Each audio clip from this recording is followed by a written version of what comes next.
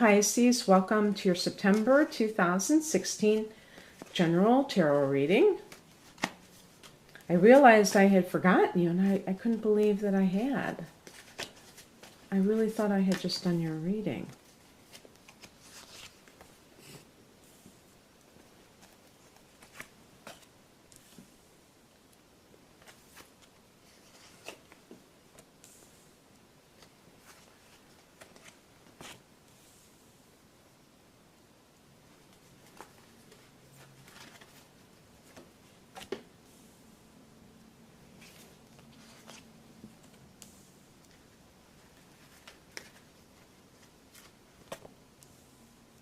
Oh, wow. Getting so many major arcanas. So many. Okay. So, just off the bat, and I've been trying to rearrange this. Okay, good. I think I got everything in the shot. Just off the bat, you know, lots of major arcana activity, so kind of a notable month. The month of September for you, we have an eclipse, a solar eclipse on the first of the month, and this is in Virgo, which is your opposite sign. So when there is a solar eclipse, that's another word for a new moon, but very powerful, long-lasting effects of a new moon. So this is in Virgo. Virgo is your opposite house, which is the seventh house.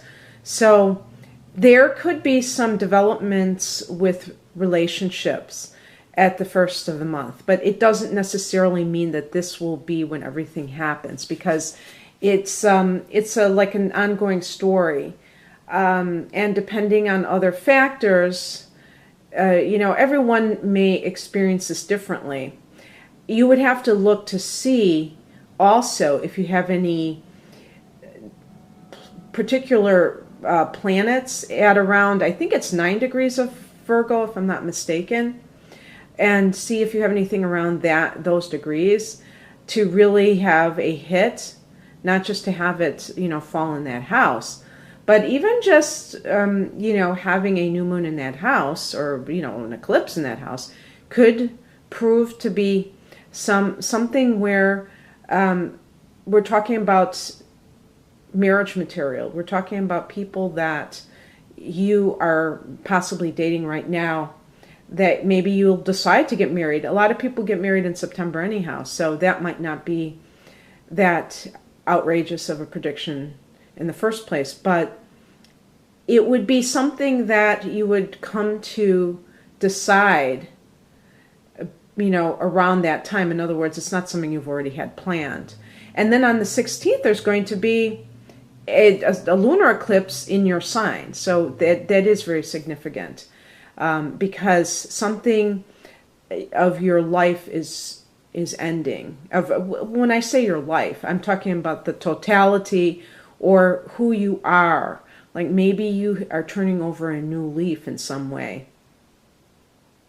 And so that the old is removed, and it's going to be, when I say removed, it's almost like by grace. It's like, you know, sometimes we have to actually kick habits. Most of the time we have to kick habits, or stop doing something, start doing something, and it takes, we talk about willpower, but willpower isn't necessarily pleasant, because it's almost like you're fighting against yourself. And so this is something other than that. This is something that is more coming in or going out with these eclipses. So that's kind of significant, and so it's no wonder that the cards mirror what's going on astrologically. So the overall energy is the Queen of Cups, which I really associate with a sign like Pisces. So it's a water sign, the cups, but it's a double feminine energy. It's intuitive, it's gentle, it's nurturing. You know, the queens relate to mother energy. Someone who is really in tune with others on an emotional level, and really trying to give them what they need in life. This could just be you being more of a quintessential Pisces individual and really kind of embodying that. This could be creative energy. It could be maybe someone will become a mother, conceive, give birth. Those are possibilities as well. It could relate to a other, human being that you're dealing with. Maybe that's you and the other person is or was an air sign. Gemini, Libra, Aquarius. Now, whenever I talk about pairings, I do think of Gemini and Pisces because they are both mutable signs. But it's funny because I've always thought, I think I knew someone who was a Libra who was interested in a Pisces. And I always think that's kind of an interesting combination because they're both very artistic and very, kind-hearted. So I don't know if that works out, if any of you have ever had a relationship with a Libra person. But you know what? I feel like maybe you were choosing between an air sign and a water sign, because this is the near future. So let's review. Water signs are Cancer, Scorpio, Pisces, follow Pisces. And the air signs, Gemini, Libra, Aquarius. There is a sense that you either have kind of been in a stalemate, not feeling like you can make a decision about something. And I do think it's a matter of the heart, since the overall theme is the Queen of Cups. I think it's something emotional, but it could be related to your job. It could be that, the perfect example with the Queen of Cups is I'm not going to just say a woman, but let's just use that as an example, a woman who wants to stay home with her children, but she still, doesn't want to lose her career.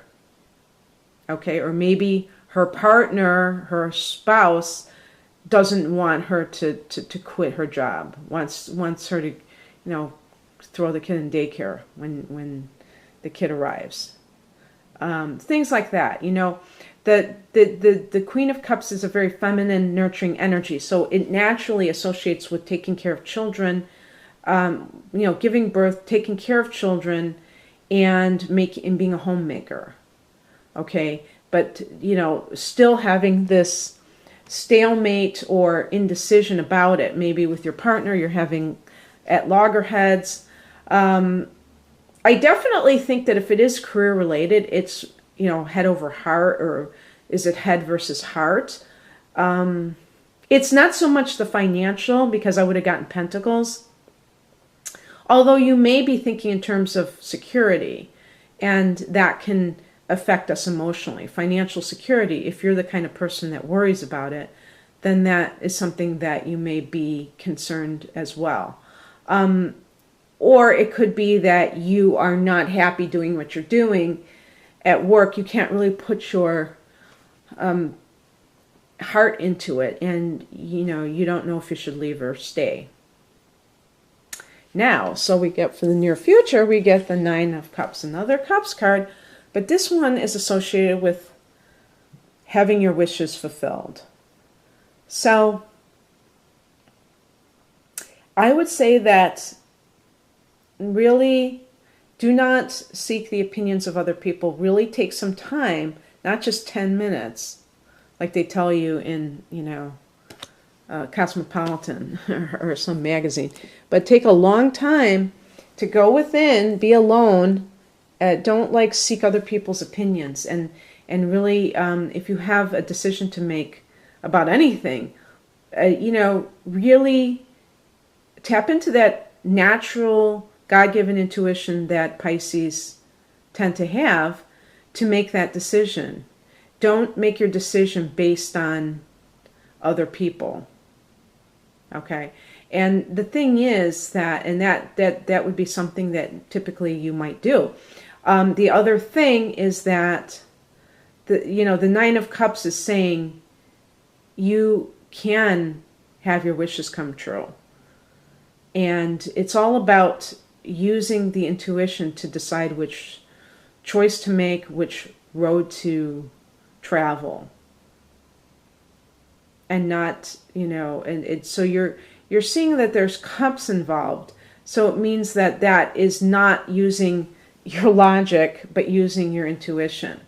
Okay? Maybe sometimes Pisces can kind of reject their psychic nature and act very detached as a cover to protect themselves because they are so psychically open. So the higher message, and this is awesome, it's right on point, is the Magician. It's saying you hold the keys. You hold the key to your own success, be it in love or in business. You have what it takes. You have your magic wand there. You don't need anything from anyone else to have this happen. And you don't have to rely on fate. You can make your own fate. You can make your own magic. See, he's got his tools, okay? He's not relying on outer events to dictate his reality. He's creating his own reality. The crossing card, the challenge card, is the Hierophant card. So this would be going against that spiritual sense. Maybe turning to the world, conformity, excessive conformity, trying to be something that you're not. And again, sometimes a sign like Pisces, which is really associated with the irrational, and I don't mean that in a bad way, I mean that in a good way, the part that is not rational, the part that is spiritual, that is not material. Sometimes Pisces go against that because you're very sensitive souls.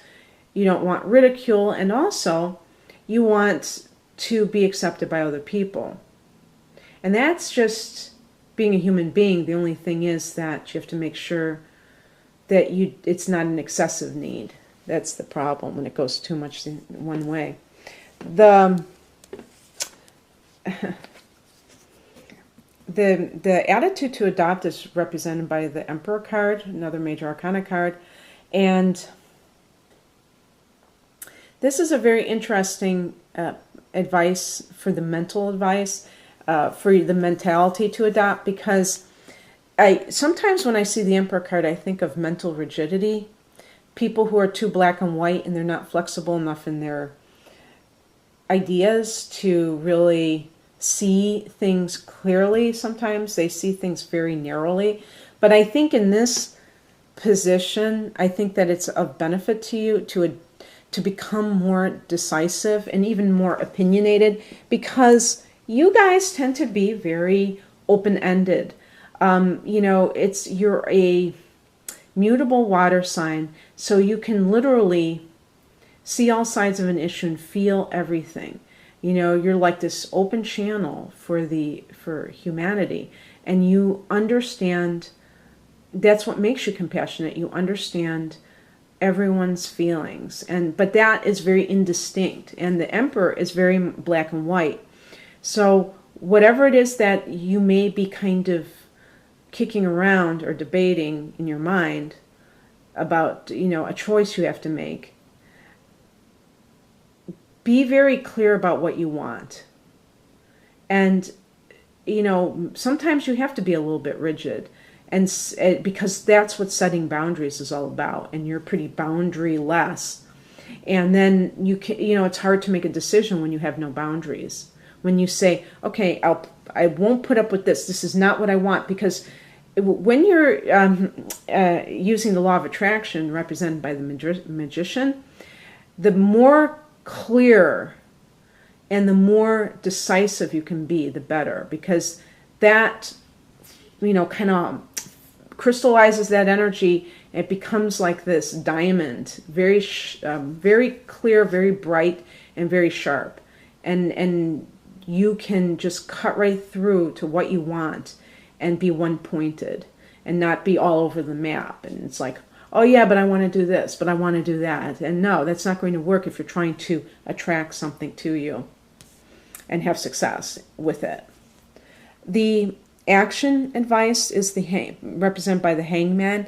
Now this may mean, ironically, that you have to create, which means like set your intentions and then let go. And let the universe do the heavy lifting, whatever it is. Because maybe you've been trying, like you've been racking your brain, trying very hard to do something, and kind of almost imposing your will on the universe, just by the nature of agonizing over something. And this card is about letting go. It actually is associated with Neptune, which is your ruler. So, it's all about that. Sometimes it can represent sacrificing something that maybe you thought that you wanted. But sacrifice in the good sense, not giving up something that you really, are very attached to because you want to make somebody happy. That's really not where it's at. It's about happily giving something up, maybe to benefit somebody else, but not with the sense of you're having lost something. However, in this context, I suspect it's more related to letting go after you have this thing that you want to accomplish. And as I said, this could be a love relationship. Maybe you really are in love with somebody and you want them to, reciprocate that feeling, to give it back to you, but you're not sure. It hasn't materialized yet. And so maybe you're trying, and sometimes, Pisces can manipulate to get what they want. And that is not power, manipulation. So the best thing you could do is leave it alone. After you've, kind of put it out there in the universe that that's what you're interested in, and maybe even told them or given them the clue that you're interested, then let them, see where they take it. Okay, so the outcome is the Seven of Swords. Now, a lot of times when I draw this card, I have thought about the negative connotations. One of them is being theft or some kind of deceptive thing, especially done with physical property where somebody is, or, it could be also like going behind somebody's back and doing something. But the other meaning of this is just going it alone. So you see that with the number 7, there is a sense of solitude. And so this person is probably, since this is swords, is alone with their thoughts, and they're not necessarily seeking the opinions of other people. And as I said at the very beginning with the Queen of Cups, sometimes it's important to tune into yourself. Sometimes, getting feedback from other people is, very helpful when you're, unsure or torn between two things. Sometimes getting an unbiased opinion, but it's really hard to find an unbiased opinion because if it's somebody they're going to have an agenda too regarding your life. So, it's one of those things where I think you're going to decide, and I think these two cards are very, compatible in that sense in a reading, because you're letting go of the need to control the situation and you're going your own way. And so that's kind of like a to be continued type of a reading ending. And I honestly think that given the 2 eclipses in September and how they directly influence or affect you, your signs, I should say your sign of Pisces, that is probably a good idea, because the eclipses can kind of, and then we have the equinox too. So there's a lot of change in September, a lot of change for all of us. And so things need to kind of shake themselves out. Oh, and did I mention we have a Mercury retrograde too for most of the month? So yeah, it's going to be one of those times, I think, where, with the solar eclipse, where things are kind of coming in and then maybe grinding to a halt for a little while. And we're going to have to think them through. But that might be actually a good thing because, when you get such dramatic change, if it slows down right after it gets ushered in, then you can digest it better. And so it's probably a month to just ride the wave and see what transpires. I do believe you're in for some good stuff because the Nine of Cups is one of the best cards in the deck. It's the yes card. So any dream that you've been harboring or, just thinking about may come to pass. And the thing is that there may be other players in your life where you have to kind of manage them in order to fit in this new wonderful event. So I hope you enjoyed this, Pisces. If you'd like a private reading, please click on the link below, and have a great month of September. Bye.